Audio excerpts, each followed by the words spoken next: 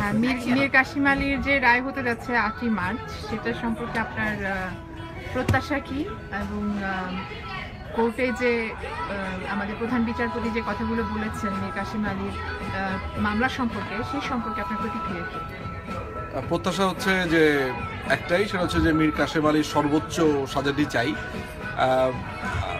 আমার কথা হচ্ছে যে এই সর্বোচ্চ সাজা যে চাই সেটার প্রেক্ষিতটা হচ্ছে যে আমরা ট্রাইব্যুনালে যে রায়টা দেখেছি এবং সেখানে যেসব উইটনেসরা এসেছে সেখানে আমাদেরকে ক্লিয়ারলি প্রতীয়মান হয়েছে যে সে অপরাধী, তার অপরাধ আনডাউটেডলি প্রমাণ হয়েছে, সুতরাং তার সর্বোচ্চ শাস্তিটা আমরা চাচ্ছি। আর প্রধান বিচারপতি যে বক্তব্য দিয়েছেন সেটার প্রেক্ষিতে আমার মন্তব্য হচ্ছে যে তিনি আসলে তার এখতিয়ার বহির্ভূত কিছু কথাবার্তা বলেছেন বলে আমার কাছে মনে হয়। তার জুরিডিকশনে পড়াটা এমন কিছু কথা বলেছেন যেগুলোতে আমি অত্যন্ত হতাশ হয়েছি।